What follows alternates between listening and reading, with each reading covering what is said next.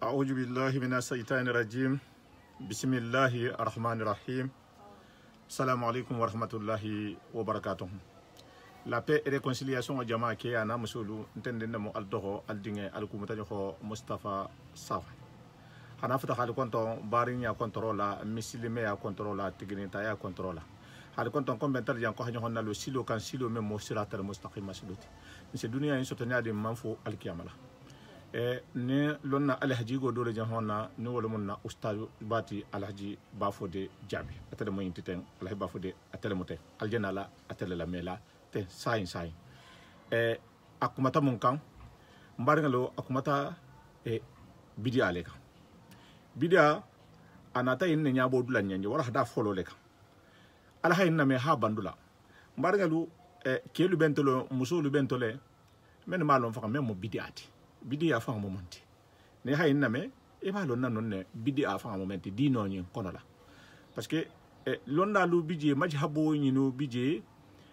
imam ben ku kilinto dino yinto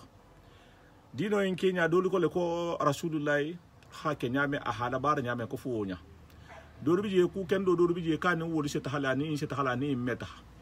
dolu faram bije men hadanna tammi ko lu bulato men dino te kilinti ani ni bosia man man ben ku to mbar dino en se sambanyadi man fo dunia inna nga alkiya mo soto alay bafode nata nyine nyabonya parce que londa la khasosoro kelente sosoro bato hansini sosoro bato bara hakesito men kono la insha Allah sosoro la balmo alhiwarati bare quralinga wal hadaina siaman jama nata habarka bulayen hakke hawala hadayen nyabo anyabo nyama wala hakke metuno kusifayin alfana mambo kumfala hana alon même bidi ati biya momenti inshallah albolo fahamula wala hadani kono alay ba fodeje menkela ten wala hada folo le menti fulanyo ho benari inshallah tubado metala han sabanyo ho nabe continuer la hangin ko hageya alako nsinna dino ni insa samba nyamen na ikome asem munafa nyame parce que kana dino samba satara e hafwa munafa gadulula bo foninke na tawre nyabo dulanya ala nyasifaro famajigo bato ala nyasifaro isi fantara konola asala media yen wala hada kunto hajang bar ku kendo ku kende ame nyasifano ande mo kono fo hatangale ta ha nyasifa wala hakal bi wakale dale ala hala me han wala hada nyi bandula wallahi ala meren ko la me kaliyen nimisati asikaliyen munafangaleti mbaringa kema na musumalu men fana malo memu bidiati parce que insa mel mo holu ba fala ko bidia mo holu ma kotolo imalo abe men fori wotoni hayinna me e ba lon nale même mo bidiati abe kuma la même bidia mo munti asigilla ma de nyadi ha nyon so kan nyadi be takan wole kante insha Allah hasana kembe yen ne mata sana kembe yen khairatin je sun karbala to ala mun nabatul mutala ala mun nasalul mutala ala mun teben kam me dun nanda bungol kono na habilol kono damalu tema ha fali en kal nen tendi al doho al dinga al kumata no Mustafa Sawana union pour la paix mbal ne oustad babulal ni wala mo al hayba fodeti بسم الله. Merci beaucoup. واحلل عقدة من لساني يفقه قولي بي منسولة فنسري أكونو بنا للي فنغنا أوا انتندي ولا كرموكولو نانين الفال بنجي باكوتو كولا كومين بنتا bid'atu lakuma atgu nakarmoba min kita na ustazuti al-sheikh Uthman Gay hafizahullah hakisyon dula legang bari hakisyon min la adron tanti kisyon ti abrafan yininka nyaminna siyaman fanang ifam yininka wunyale ku bid'a la ku abi nyahamirin bid'a la ku abi compliqueri donc nabi unya kun mo do sino sotola min sino nala hana bid'a la ku nya sifa bi tafsil ko usi benne betege parce que ku mimo anti nyamirin adoro nema abi nyamirin mo siyama nema nte min dobi kumalaten nte fanam be fallala mo leto ku bidala kum minti ku nyamirin balemu fahamu mandi mo meno akito la tegela tumodulu tellement que abe compliqué wala nasumo sita tumodulu siyaman si shobo asumo la esi wala wuli mumma e kanta kuma fo kuma min nasike hujjatuti itulma bari una ke fanan ko na recherche ke ikolon nalu mvanam belarin lon namilula khita mazhab nano yimbe kono wala min fo bid'atu la kuto binala mfananga u recherche minke binala hanawula muslimo bi saguto na recherche ning ay baziri mumma abi bazirin lonna la ikhtilafu lema mazhabu kari ubi mo kari mazhabu kari kono wulha mira nyamina wulha min fo bid'atu la kuto sina wulti groupe kutal fana min fana na kuma kuta fana fo bid'atu la kuto sina wul fana na kuma kawati khana wul kuma kan wulla nyohon dafe ngimbila wulla mumma ba afotale ko khanya sifa bit tafsil kufi na ta tafsilo ba kono imen we genna mazhabu kilo wala ou bien ide kilina eva ide do tugi na hatarale kila fita ko nya sifalale bit tafsil ni ga nya sifa sinen abe fola minye ite mimba fola sinen anin iba fola mo milien wulle fanam bala sahala sinen aha bange yinto ena foten sinen nte be bange kari mbe ne tala puisque nyulle la dalilo sembo habun nte sonta nyulle tama nte be nyulle la kuma kawala mutala wuken sinen wo bebe de ni mohollela moho min ga kuma kawala mesinen lonna lo min fo bidala kuto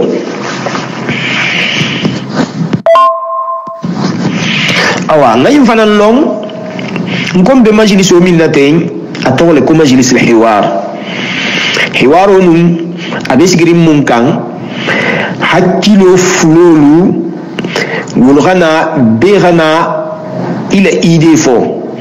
hakilo lo confronter fo tonya sigi yamina fo sawabu sigi yamina bara abilari munkan nyokon horomo abilari munkan nyokon gasisigo abilari munkan khana daliluti dalili jema kabo kitabu kono ani sunno kono ani lonnalu bentaminto donc hiwaro abisigirin wala kan ni hiwaro tratonya awa ntul hayne kanusinen nimbe kumala bid'atu la kuma lonna lo min fo mazahibo lonna yino min fo bid'atu la kuto mfalambe na ala dron khana wala exposer khana wala fo muslim jamaanye ni afota sinen besi itatato ite khamiluta ila ta milula lonna yito ou bien ira milla kuma kan muta lonna yito isulu tata mais satra ou maske ko dolu fanan mil fanan na do yimfo ko awa isewla ide la boy nyama nyamin satra awa dino fanan manson minna bari ici la idée défendile ici la idée tale bunya kono ani horomo kono donc sabu la rake minala yinti awa mazahib lonna la kuma kan yinti bunda yinna awa ka jita fanan dron ko karamo hol kuma tele bid'atu imma bari alaman kita la nga wal hadal la me bid'atu ina kuto puisque atrambe occupé jawrin donc na hatra ntebe na la min folet bi karamogol ne bato fo alhamdulillah abatake wala khadama saguti wala khadama sagonu tanante faido doron ne bato munafo doron ne bato fa fil i'ada ifada kulon nal khafo nyamina na hatra fanam ben alamin fo la fanan kulon nal ma fo donc o fanam batike alhamdulillah ti abatike dar sukutoti tulumu me be la den noyen e munafan dar sumina jannin nadun bid'ato la ta'rifu kono anin lon nal khatu sigi nyamina me kuma kiline folo ما يجب على المسلمين تجاه البدعة من واجبيات المسلم ولما نيبتا لهم بدعة كوبتا ولي جمانو كونو بدعة كوبتا ولي ساتي كونو مسلم ولا ديفوار مومنتي خبيدعة تونين كونترا خبيدعة تونين كله كودانتا يخكان bulara kumin ko fo ese kisi bidato nyimma nyamina afolo munti ufolo minati hallo alqur'ano ko hal qur'ano karan hal qur'ano tanga hal qur'ano kito linyasi fa mogolien ku woni mem ho kisi bidato ma ni ko yinente puisque alqur'ano na masdaru tashri'i folo keta teleti ning alqur'ano tanga alqur'ano longa kito lulong wallahi bikisilele bid'ama anim bidankulu bikisilele ulma puisque Allah taala hamun fonya alqur'ano la kokono akoko wa anzalna ilayka adh-dhikra litubayyana lin-nasi ma nuzila ilayhim akoko kuntilha alqur'ano inajigi ite muhammadu ma fise ko nya sifa mogoliye ko ni Allah taala hala jigema alqur'ano in kono kila ba sallallahu alaihi wasallam afalanga mun fonye akoko khairukum man ta'allama alqur'ana wa 'allama albitu mo fi samanti men alqur'ano karan atuga karan amandan afamade ahamo kutal fanan karala fo isi kisi yaminna fo isi suvi yaminna donc ufanan bata gitanna ko alqur'ano am kulati ngakan kumi mutala kila konya hadiso do fanan kono akuku ta'ahadul qur'ana فوالذي نفسي بيده لهو أشد تفصيا من الإبل في عقلها akuku ala alqur'ano la tanga ala alqur'ano karan alibula alqur'ano ko kumbatan kaliman sola nte muhammad nebe mo manso min bulu nimam lo alqur'ano ko nimam alqur'ano tanga nimam alqur'ano karan alqur'ano khattari burla akarana male ikome nyomo si ibori ajilo asitila manyamina abi asitijilo to nyamina c'est-à-dire alqur'ano nabi bulu nima karan nima tanga asiburi male wala boro itema wakatari nyogomo min be sitring ajilola aussi buri no nyamina alqur'ano fana siburi matende donc il fana bata gitanna ko alqur'ano kha karane khabulako khallako fonse baraji la nim bid'atema kha baraji la nim moltema mil bi barala bid'atula be kufla nyogo min fana kela fonse baraji la bid'atu nyala wo kila bala sunno na kanwole lenkene mayala ninga kila bala sunno lenkene maya hamu holu la long ala ni wo keta si kulong na kambara la minna man kambara la minna fana si o fana lo si o fana matanga anta la hamu fonye akuku wama ataakumur rasul fakhudhuhu wama nahakum anhu fantahu nin kila ba khaliya markuminna alwo muta alwo ke na gal fatan kumin fanana alwo tuye akunya aya kutafanan kono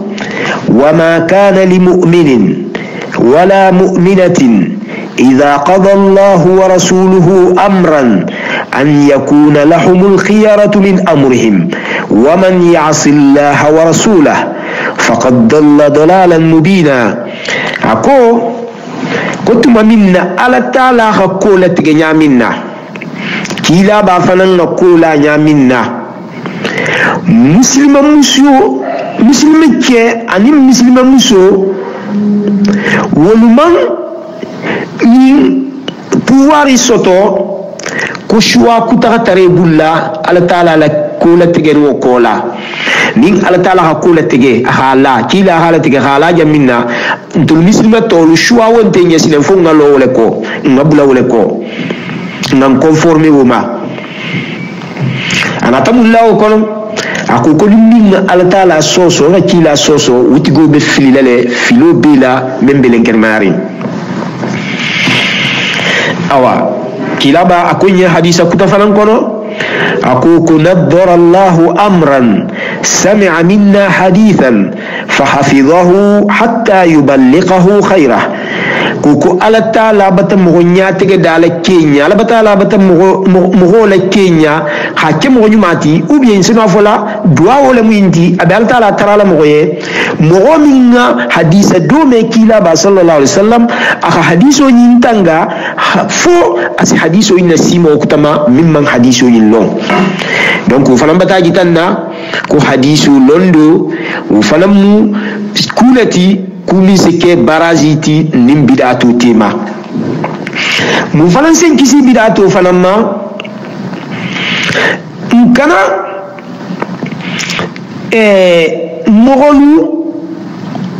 mogolman hawla maya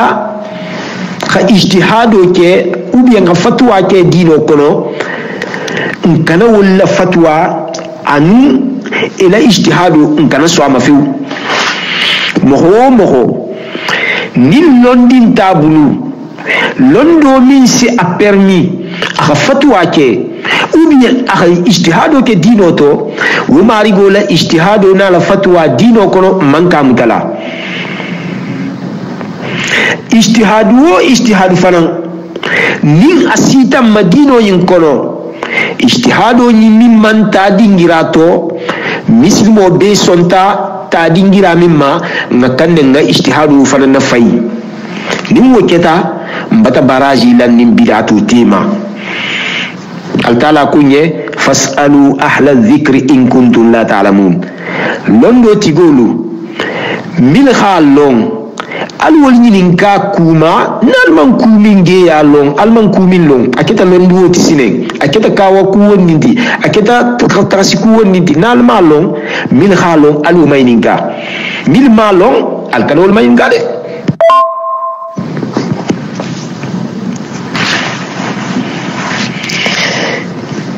alim fanan mun senon kisila bid'atuma ta'assubu lamu li ra'yin min al-ara'i aw ijtihadin min al-ijtihadat lonnado la ra'yu ou bien lonnado la ijtihadu mogo gafo kira ta'assubu kewma ما لم يكن مؤيدا بالحق من الأدلة الشرعية ناخاتر ماري غولا دليلوين ماري غولا اجتهادوين او بيان على رايوين من ترى سمبدولين تونيا من فتنتا مسلميا سريوين دليلو دوما c'est-à-dire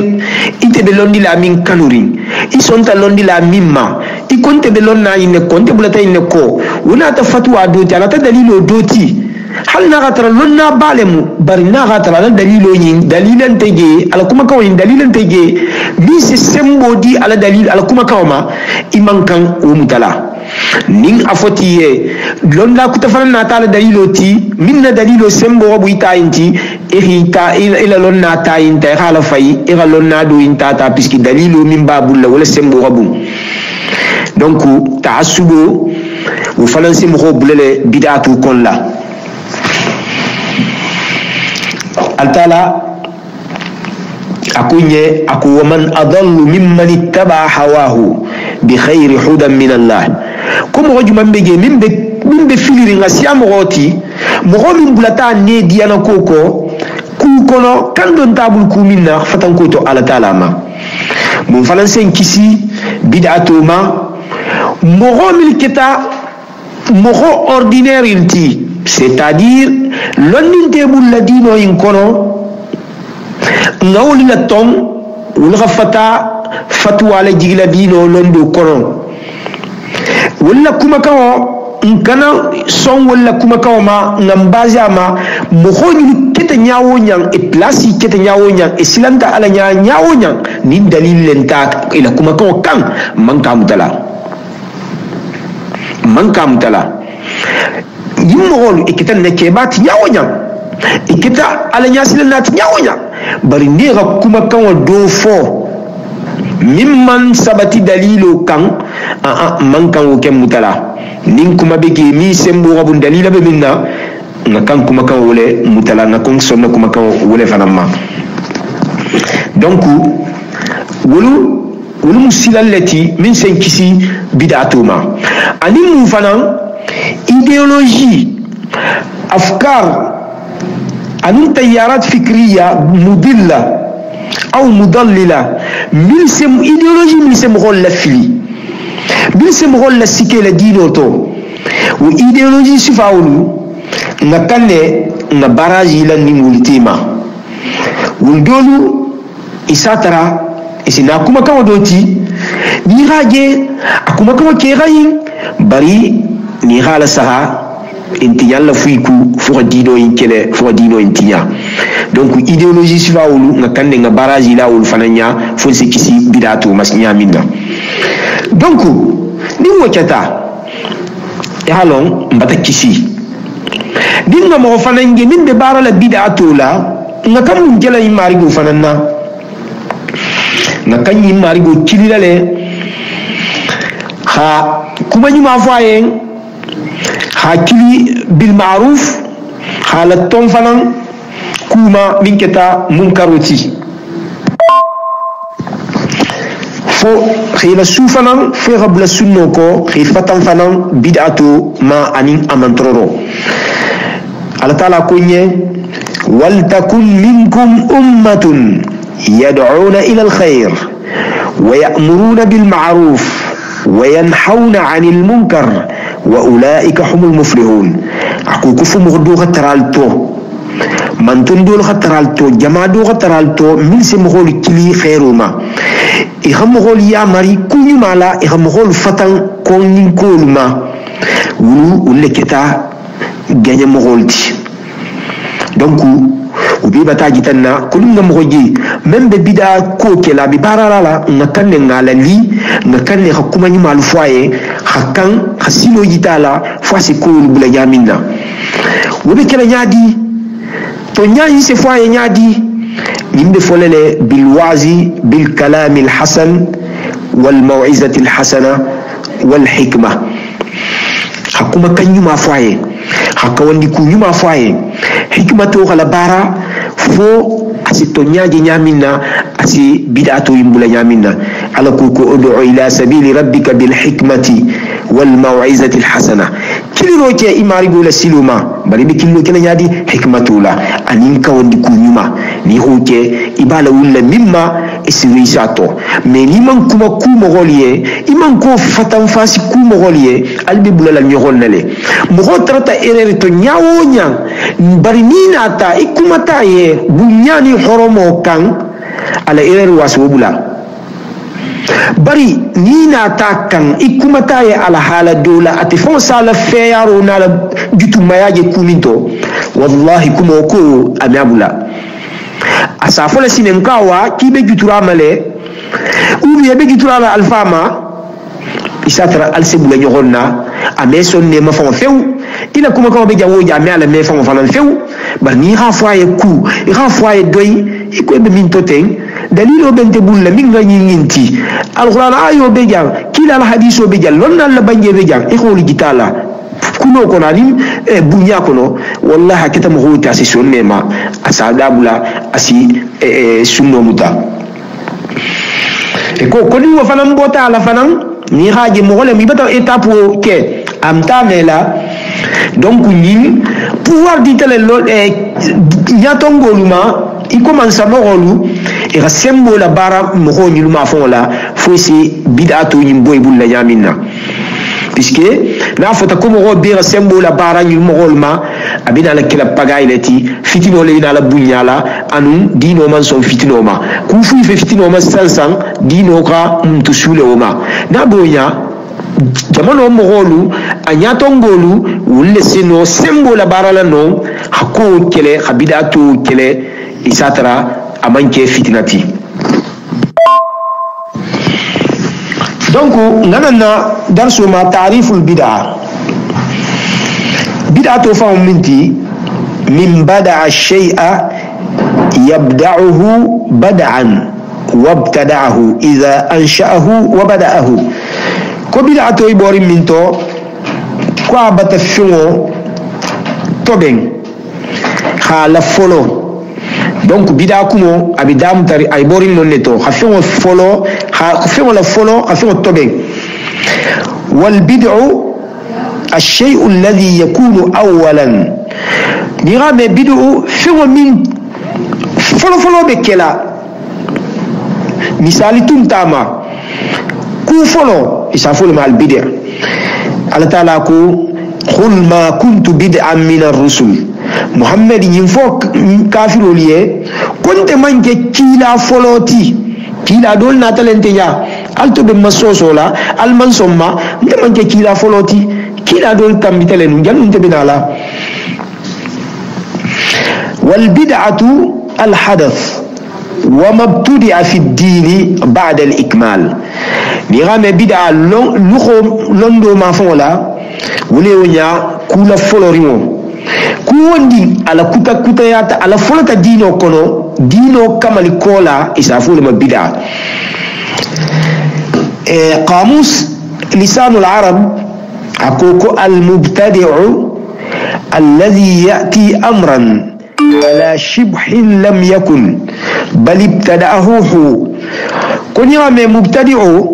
كل سنة كوتي كينيا من تنتكيرنو بري أكلها كينيا ولا دام تكولا فلو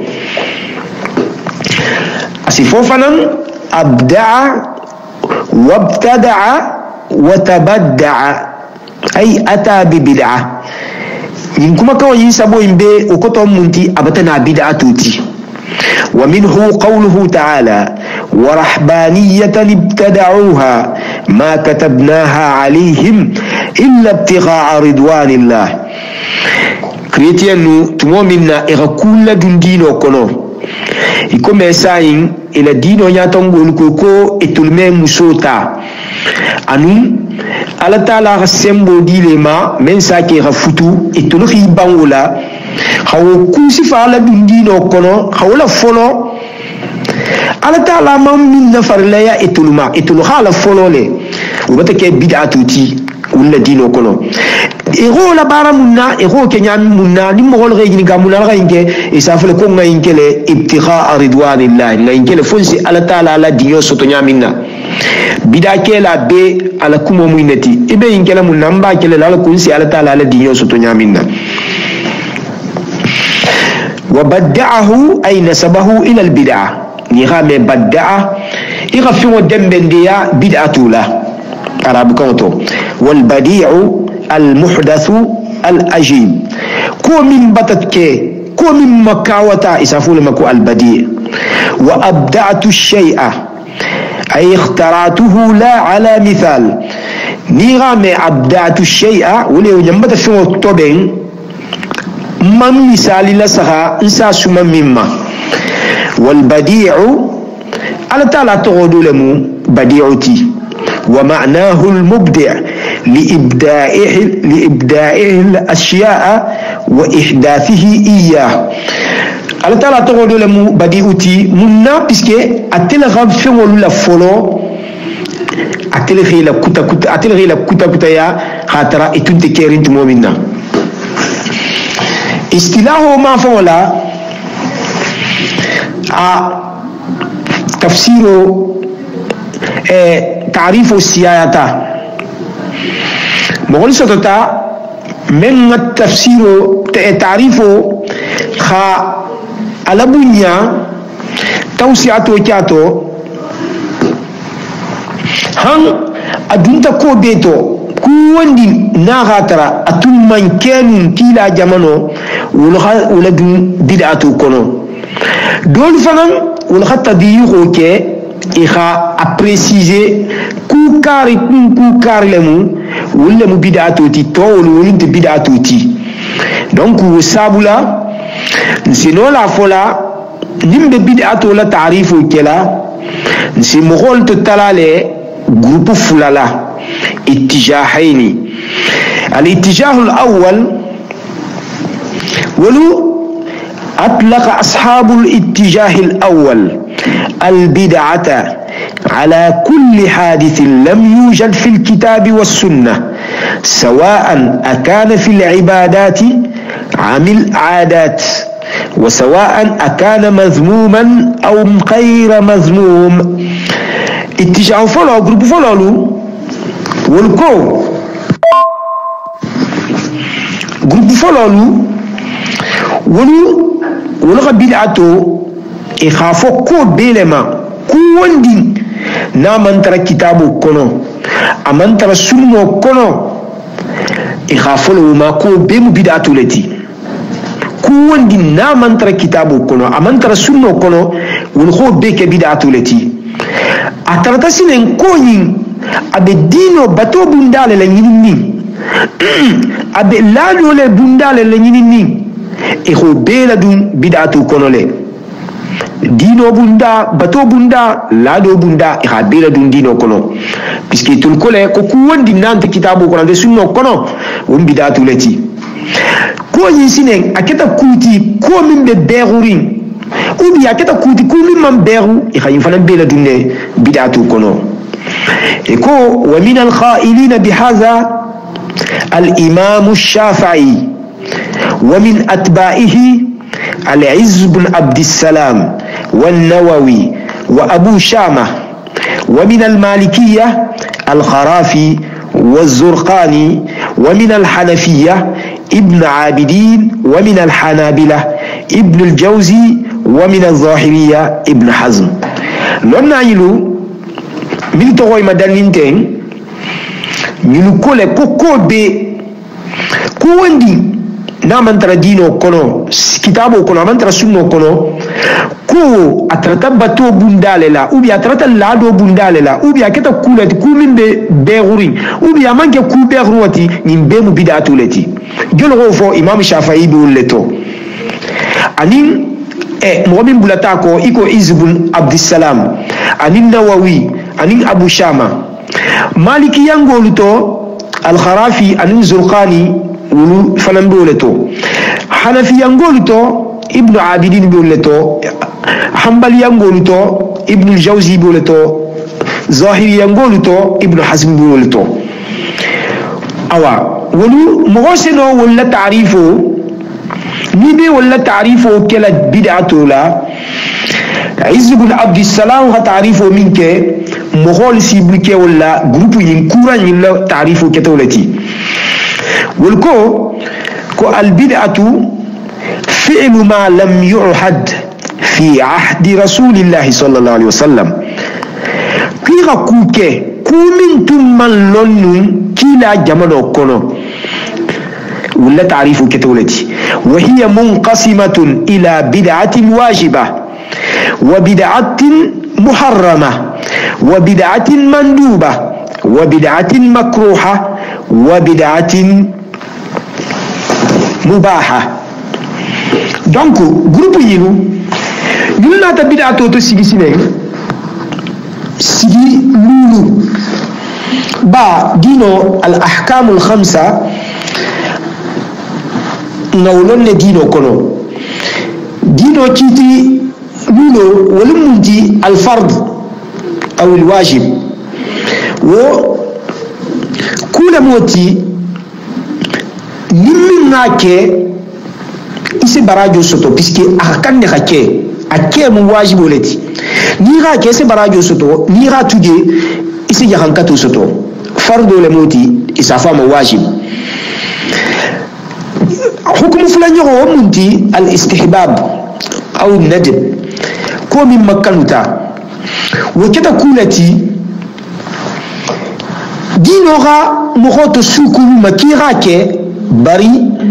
force ta keto obligation ta kema, c'est-à-dire kulamu dira ke ise barajo soto ake sabula ni ma ke fanan ime junubo soto fanan few ime yahan kata fanan isafu lema ko al istihbab aw al nadb aw al hukm al thalith وكده منتي الإباحة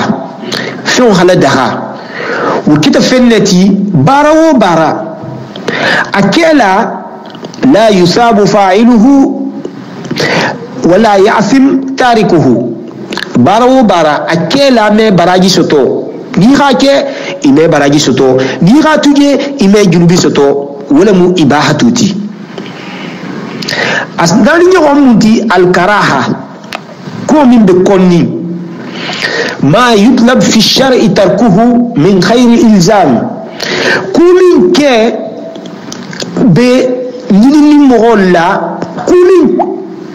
كيباليا بنيني مغلا أكيباليا أتو وبنيني مغلا بري وتو أمانكي obligation فلانتي كورا توجي forcé c'est-à-dire كل موتي يصاب تاركه نمنا توجي ise baraju sotato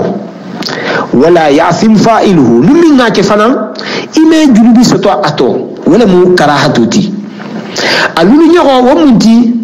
wo mu tahrimu lati komi na haramuta wo mu kulati mislimi akhafo kubi makonga ke tuje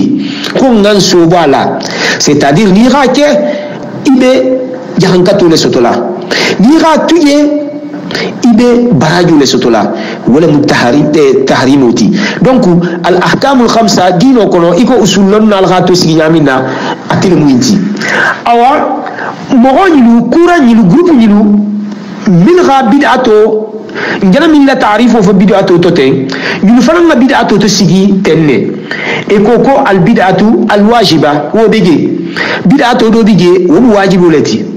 e koko bid'ato do bige wo muharrama wo be haramu yarine bid'ato do bige mustahabba abi makanuri e koko bid'ato do bige ibaha lemu c'est-à-dire kulimu adagata ni rake awa ni ma ke fanan tanante e ko bid'ato do bige karaha wo be konninde donc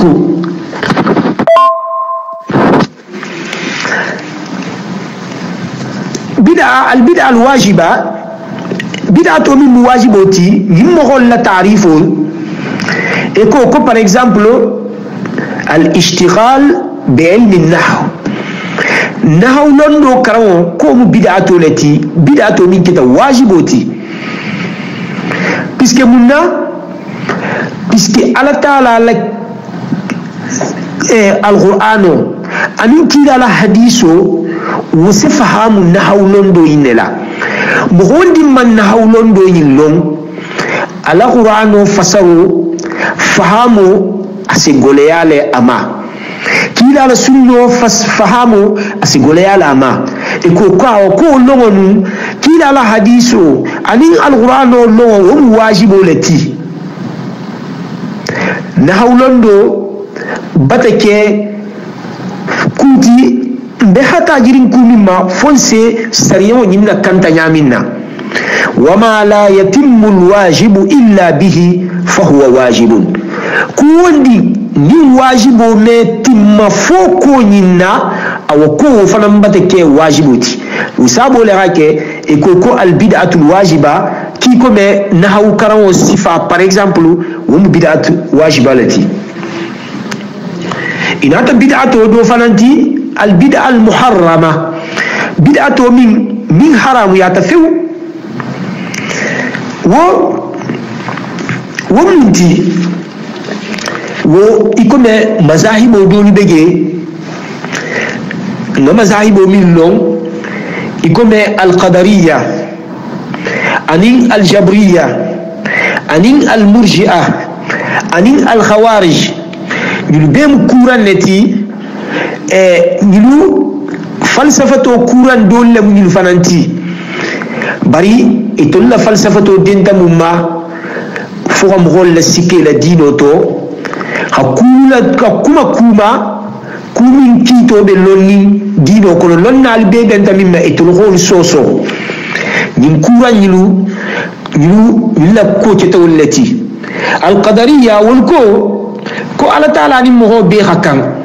c'est-à-dire womunti adama di wo fuhi dia isa kele ala taala la diyonte ku wondinto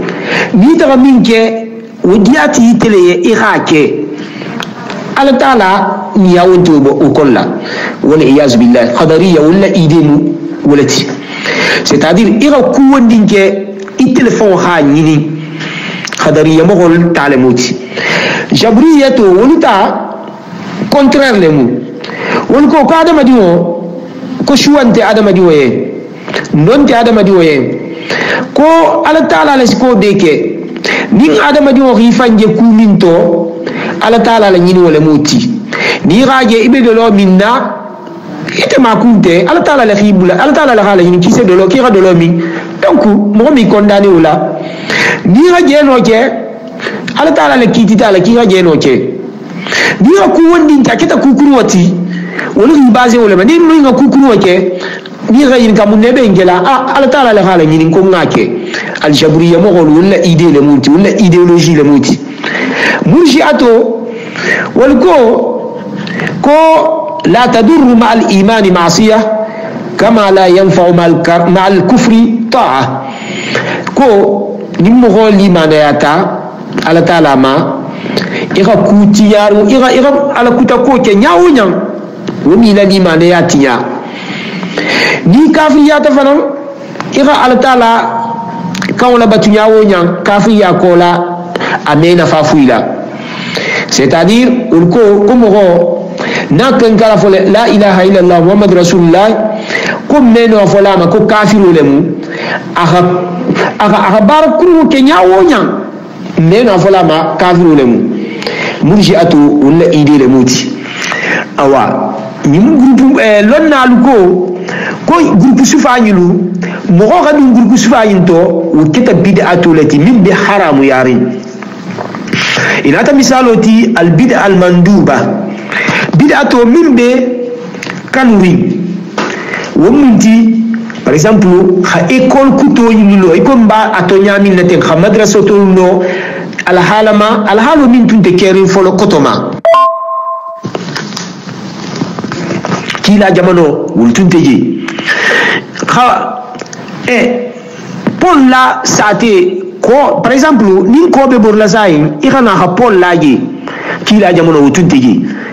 donc wo e ko bid'atu le moti ko min mu bid'a mandubati anin fanan salatu tarawih jama'atan iko ni sunkaro membe nara maten alamu nga ahantara khairato nga di khairato fanan kenya min ngadi ala taala ye hanjuru khafarato alamu kelam bila den woye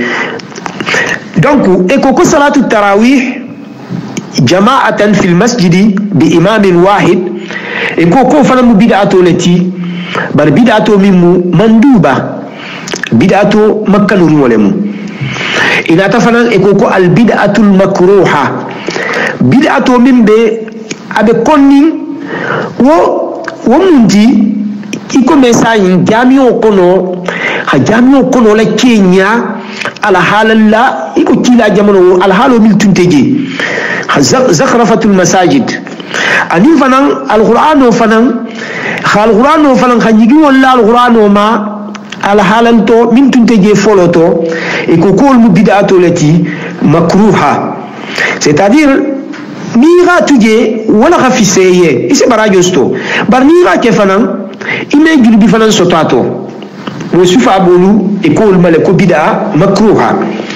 inata bid'atu fanan ma min keta al bid'a al mubaha bid'atu min be abeda harim ikome wo inata misalo ti ma ko par exemple ni mo gol kurata salla mo gol bi yon konton min kala wonya e ko bid'atu lati mubaha par exemple ça ite fo ça ine di na kolu iko domo façon do lu bi je wonya e ka siaman san ka domu e ko fana mu bid'atu lati ba israfo ba kol la nya do ma e koko o fanan bi wolati anin fanan bago lu fanan kenya do lu fanan bege e koko lu fanan be bid'ato mubahalati awa mu'ajilu min ga bid'ato to sigiten sigilulo yinto wala dalilo ketamunti ba kuwondi groupe ne ga kumo fo ila dalilo belege ila dalil folo ketamunti قول عمر رضي الله عنه في صلاة التراويح جماعة في المسجد في رمضان نعمة البدعة هذه ولا دليل كتين التي كتم منا سيدنا عمر أغام غول جيرو إبت صلاة التراويح كلا جامعو كون لا سنكروتو أكو بدعة نيما كتين التي كوني غام بدعة نيما كو أفلي نينمو هدوتي مثال إلى دليل دو فرن كتينتي تسمية ابن عمر صلاة الضحى جماعة في المسجد بدعة وهي من الأمور الحسنة كو ابن عمر ولا سلو جماعة جامع كنو ابن عمر تغافو ما كو بدعة أنو وكتا كولتي كل ماتي ñin fanan keta dalili ti mogo yuliye kha bid'a to sigi kenya yimma iko روي عن مجاهد قال دخلت أنا وعروة بن الزبير المسجد فإذا عبد الله بن عمر جالس إلى حجرة عائشة وإذا ناس يصلون في المسجد صلاة الضحى فسألناه عن صلاتهم فقال بدعة أكو كنت مدينة كاتي مجاهد لكم ويندي أنا عروة بن الزبير إدونت مسيرو كنو إدوني إغاتر عبد الله بن عمر أبس جرين إن عائشة لا أو كونكولا با نون جي تنبي كيلا لجاميو دافلي مغولو بسلا جاميو كنو إبس والصلاة الضحى كلا أنا ابن عمر ما ينكا يلا سلوما كوني بسلومين كلا تين جماعة ينو كوني سلومين بيادي أكو كبدعة تولمو أو يمغول فنان إفيدم فنانا حديث منا بدعة ولا كوفو حسنة وسيئة إكو من سن سنة حسنة فله أجرها وأجر من عمل بها إلى يوم القيامة ومن سن سنة سيئة فعليه وزرها ووزر من عمل بها إلى يوم القيامة كل مغو منا كل ما دول فولو دينو ينكونو من كتا سنة نيوماتي سلا نيوماتي كمغو دينغاكي براجو لبيه barajo fanan biye mogolla barajo mogo mil barata ila baro yinna han algiyamal wasinin mogo min fanan na ko kurwo la folo dino in kono hala sunna kanke ya dino in kono akoko fanan junubo le bo fanan ma junubo le fanan ba ma mogolle junubo le ba ma mogo mil barata wala han algiyamal wasinin wo yin faranketa wuliye daliliti puisque wula sunnatu hadiso yin kolle jang wula sunna fasarle ko bid'a wula afasar wala c'est-à-dire akoto ira dembendia wala c'est-à-dire man sanna sunnatan hasana iro koto fole se ni nga kuto la fol kudo la folo sunno yin kolla wula fasar wuyale bari lonna siyamanu ولكو كو حديثو ين فسرون توتي كا فسرون منتي من سن سنة حسنة c'est-à-dire كيلا على السنة من على نغرنتيا c'est-à-dire سنة لما تنبه كيرنو بريخا على نغرنتيا إغم غول لو على نيلتم مالون وبكيرن كيكو ميجانا على نغرنتيا لويا donc لون دول فنانا ين فسري وكينيا ولا فنانا bon groupe folol le muinti ngana groupe fulanya wolma groupe fulanya wolu min fanan kumata bid'atu la kuma wa groupe fulanya wolu wala bid'atu e ha konne e khafo ko bid'ato fa be mudalala tolati abe filo lemu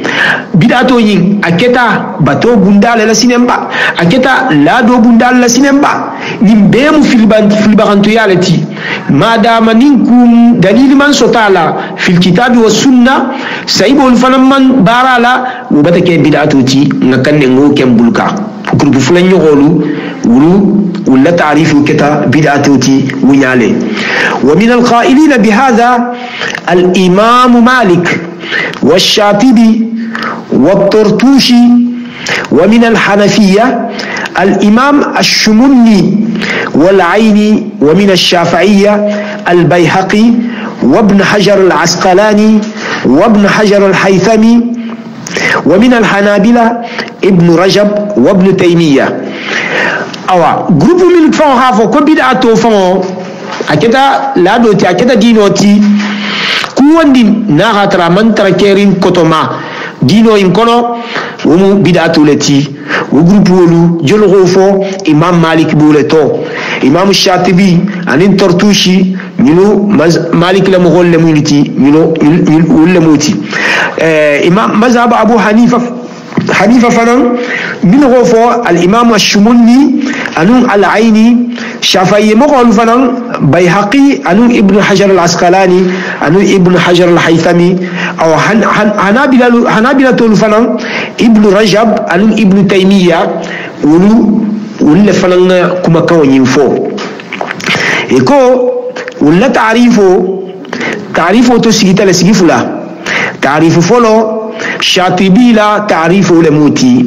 شاطبي غموفو أكوكو طريقة في الدين مخترعة تضاهي الشرعية يقصد بالسلوك عليها المبالغة في التعبد لله سبحانه أكو كوني غام بدعتو كولمو كومن بلا كتا كتا يارين دينو ينكونو بري أبي مولين يغو يارين سريان كولو للا ani waxa munun mogol bala wulla mumma khakela wul mumma kufu isikudo ese mubalagha to ke khadanna sieke ala taala bato kono c'est-à-dire comme wul khagele ala taala bi batula nyaado ma mogodol nata ko kuntul falan ala taala batu nyaado ma min kila tum mambara la nyamina saybul mambara la nyamina donc wulu bata mubalagha to ke fi ta'abbud. Donc bari groupe min ga ta'rifo nyinta wolu man adato ladum bid'atu kono wolu kole ko ibadatu doron ku wondi nabe denin dino le la bato bunda irake atum man tarakerin nun kila jamano ita be inna wulla mumma ki gadan nasike ala taala bato kono ko bid'atu leti. Donc wulu la ta'rifu ketolati donc ku wondi nana kuta atele kensine adato kono mimman jadinoti e ko kente bid'atuti groupe ñin fanan groupe fulan ñogo ñin fanan wol ko tariqatun fi ad-din mukhtara'a tudahi ash-shari'a يقصد بالسلوك عليها ما يقصد بالطريقة الشرعية كوني غامي كوني غامي بدعته koko min bela kuta yarin dino kono mogolu ba kelele ala kele wulita mumma kuise kusoto ise kumi soto sariyo labaru kono la donc ibe ku wondi ngela nabe de min sariyo bulolla a wo dum tale bid'atu kolla ku wondi fanana man den sariyo fanana den ta namu fanana mais nanu sariyo mun ñogoyata ñogonna ou bien halna ma mun ñogoya wol fananga la dunne bid'atu kono usufa munti par exemple ça mo ga fo ça en comme sunna le sayin bar nun sunta mbe sunna le ngata ngan lo tilola men sigi men lo video koto tilo koto e halon kuleti mislimi afo man ntusumi ma mislimi aman kuma mimma awa mo minu kha groupe fulanyo jama fulanyo nyinu min ko ko bid'ato ku wonni nagatara aman kele kila jamano ko adunta da Allah do kono ubi amandu lado kono ko mu bid'ato lati wala dalilo ketamunti ila dalilo e ko bid'ato mu fenneti fe min be konni donc fe on a compta le mutlaqan donc itlaqo le benon abi konni donc o bid'ato lati e ko ala taala han yamarle ala taala han lonne ko sariyo bata compléter kila jannin kila be fala sariyo tum bata compléter ala taala ko nye al yawma akmaltu lakum dinakum wa atmamtu alaykum ni'mati wa raditu lakum al islam dina ako ko bi mbata e alla dino la timmaliye alla nemo fanan mbato fanan la timma allié alkan mbata dino misliya dino en fanan mbata diye imma akali mi dino fananti donc akilo me inta sinen ko mo do taganna e kila batam bikola ko kudo la kuta ya dino kono ko atebo kela donc ni go ke dron ite jano kele ila baro wo batake istidrakan ala allah wal iyaz billah istidrakan ala ila baro batake istidrakan ala allah c'est-à-dire ala taala ko minke anasita ite batana kibo la kamalila ou bien ala taala ko minke amam kenya ite nata kibo la kenya la et ça faut le ko istidrak c'est-à-dire mo homil be bid'ato kela wenya e be won kelale c'est-à-dire e la baro be mun gitarin aba gitarin ne ko ila ko ala taala ga dino nyin ala taala man dino inna kamali e tul ba kala nyamin na te tul to be do la kan e yana la kan wo hakilo le ma ou bien hal ne ma fo hakilo ma mo hobi le fahamula puisque dino yin akamali tale c'est pas la peine mo kutara ne na kutati dino kono kibe mo holu fongola wala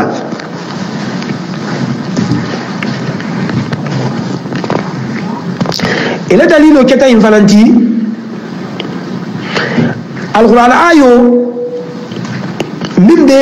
bidamu holu berulin antala rafonye jamina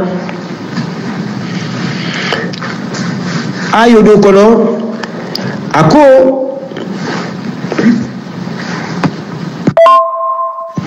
ako ko wa anna hadha sirati mustaqima فاتبعوه ولا تتبعوا السبل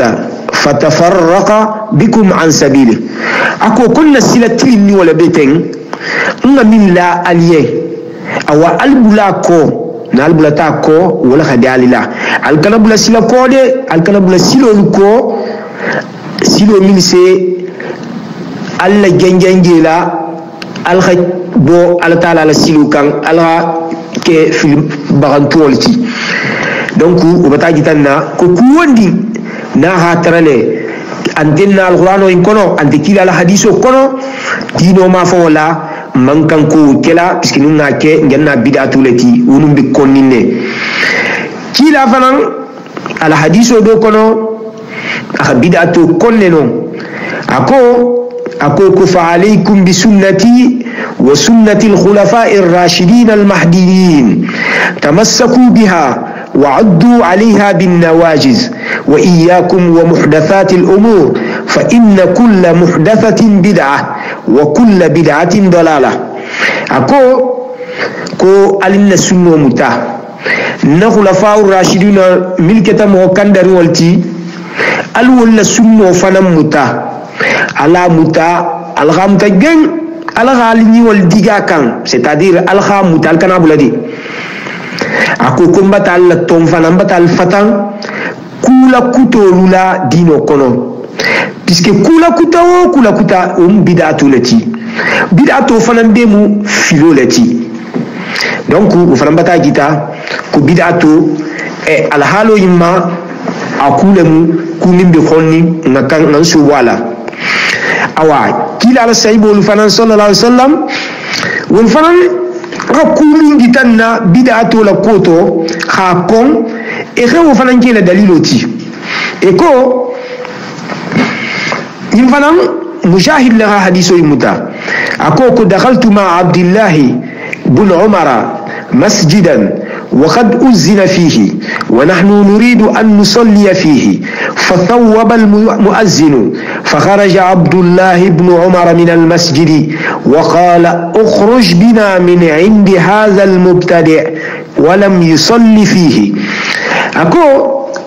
مجاهد لغاين فوقان عبد الله بن عمر دونتا مسيرو كونو لندو خاطرا سلمى كليلا وبتا سلمى كيلو كي أكو لا سلمى كيلو كي لا etol dum tale fo se sal nyamina salma kilila inna ta mun kasine thawaba al muazzin taswibo yin akoto gasiya mogodol ko taswibo koto munti ikon mogode sallo nya mo suba salo makili aga foko as-salat khairu min an-nawm dol ko mu taswiboti dol ko taswibo munti iga kumo to sagi ga azano ke ikura kola Allahu akbar fulo fola igi ka majigi khafo ashhadu an la ilaha illa Allah sinyafula iga fo ashhadu anna muhammadar rasulullah sinyafula iga kura sine igi ka to yele sine imanga saga fola don ko inne mu taswiboti donc kule mu ikhtilafo be ulama ultima akoto depuis waketa Umar bin Abdulaziz Ghaime Yami Abdullah bin Umar Ghaime Yamina ajirita abota jami'o kono ako mushahidi ako kon nabo jami'o in kolla kon nabo bida dinke nyinna dingirato aman sali jami'o kono donc yin falam be bata gitanna ko groupe yilu ko bida to ko wandi nala kutaya tale atunte dino kono on bida atuleti bon nadar soñi a gino bata genya yambulu puisque nkolen kombe kumalama bit tafsil mbata leer kilwo ke akono kumo fanan na gino genya ta mil bala mela e se fitu gua awa isa traiti fo hala wuli mimma mimmi te fo la maqsudoti imena usota kono usabula ni misilmi jama tata son kawa mbe bi wala gada dan najambi nin ala galun kuta dimma man sena hawala gada in continue puisque amam bang ko kiti siaman ne bege min rakanya sifala barin se bi ta dan jambi puisque kumo gilo bata janyam bulu bata ler kilo ka kono na ala galun kuta fanan dimma insha Allah taala sena ngana wala gada ngana adasiji khana ajuki bafola jama bi gaden wayen ko assalamu alaikum wa rahmatullahi ta'ala wa barakatuh. Assalamu alaikum wa rahmatullahi wa barakatuh. Majlis hiwar mi jama be kontonna mbe na kalma wa kontonna Sheikh Bafole Jabi Marseille na kalma watimnande Sheikh Alhaji Fode Musa Jabi Dinke alhamdulillah rabbil alamin batil wala dalame batila bidanga ta'rifu fulobe bata fahamo sota bema ngam yin fahamato masha Allah fada kumo bantala hani yin kenta kene mi to kumo bantala few a bidan kumo butugo ma na man banda butugo yin kan ne ha ban butugo Sheikh Bafole Marseille almu siman jar kinda dilama hadin ke bumba dima hadinge bumba dima hike lonna bat hiseiti ila ta'rifu folo wa kuma banne ina tar hono ayo minti hono ayo min to su ko ngabulan kila bal sunno ko nga abula kitabo ni sunno ko wal hono ayo ina tati hadiso min to su ko ngabulan kila ba ko wa hadiso ina tati faida wa kuma banne wata ala ta kola kila ta kola lonna na ta butugu nohon walo na taje baya ala ta kila ta wa kuma banne wallahi wa kuma banne Sheikh Bafole Jabi aha lonna la kuma kan na ta gurpu fula lonna minha gurpu folo wala min fo ta'rifoto groupe fulanyo wala min fo ta'rifoto masha Allah groupe fulanyo imam malik be nonne ibn taymiya be nonne imam shatibi be nonne ibn taymiya ni mo holba makumala atani imam malik be sila kilinya kan ko bidanga fem ni kila make kitabo ni sunno amanna o kono mo fulo mamike obe bidangalti donc ibn taymiya nata nonne imam maliki min ko yinga kumo banna imam maliki namirato mbatel ko be sonna male woni ibn taymiya be gudbu kili masha Allah imam shatibi be gudbu kili anota lol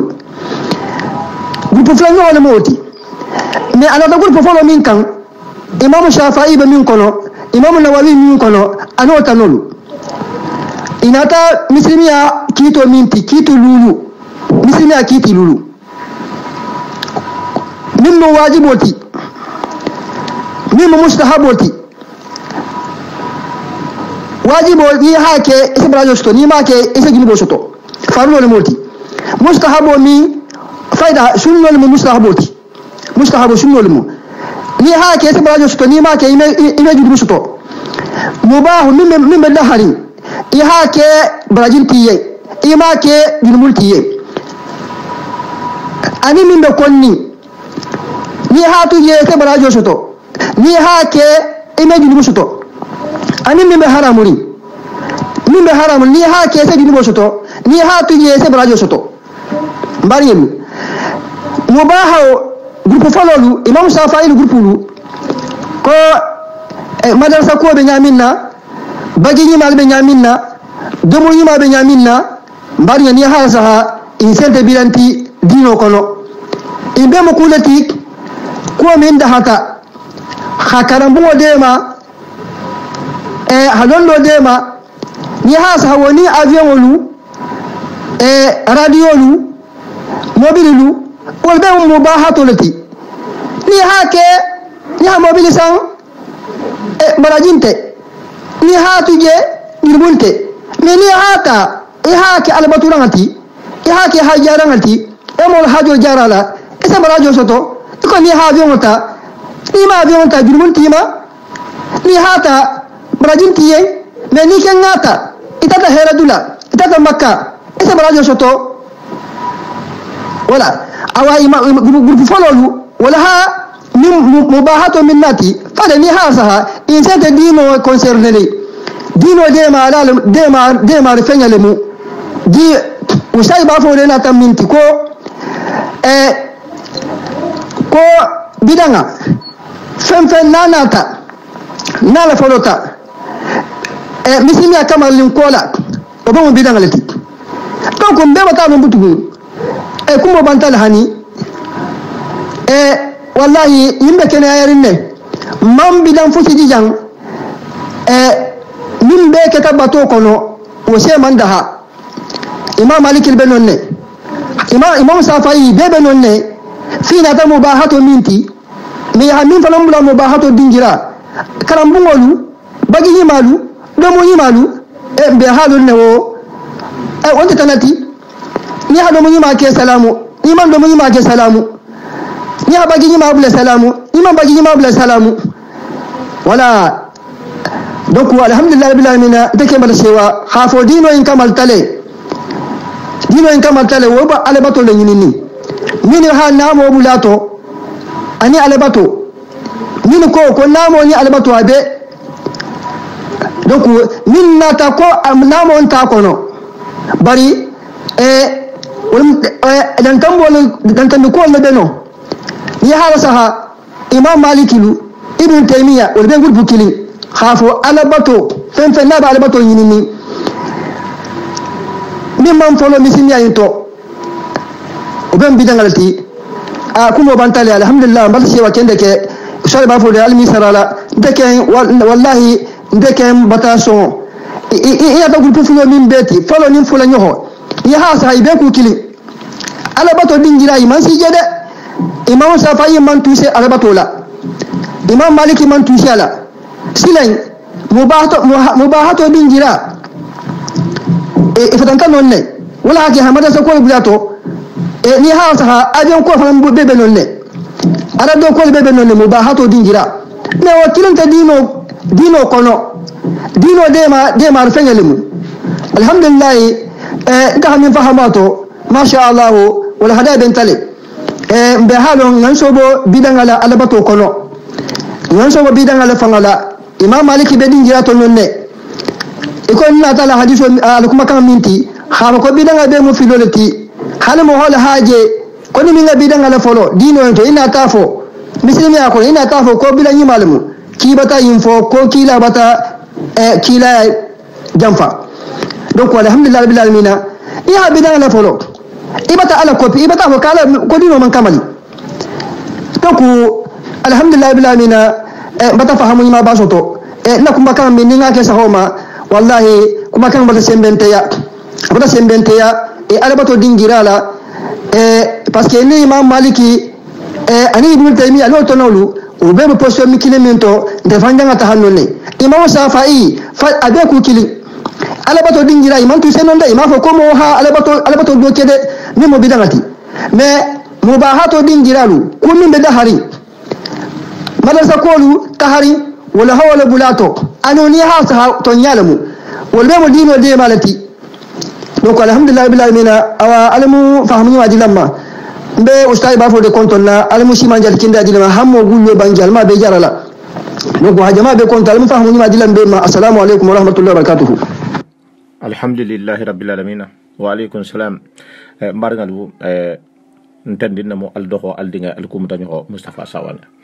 aljana kura alhaji bafo de lela mela bidia nyasifanya kan inshallah aybeduna tabarakabulaye jamasi ata men nata barko bula lay bafo de yey sontala wal hadani ma bar ma be jokino non te lamero mena sonia fadiyan ko inshallah wal hada parti follow de men parti fulanyo ko benar ni al halani inshallah no fanan si tamma tuma men na no ketan inshallah alla disposition to al wal wal hada yin complet soto hafaliyan content den wal do wal dingal ko mutanyo Mustafa Sawane assalamu alaikum wa rahmatullahi wa barakatuh alimbe wahda kuta inshallah ni wahdu ti ko son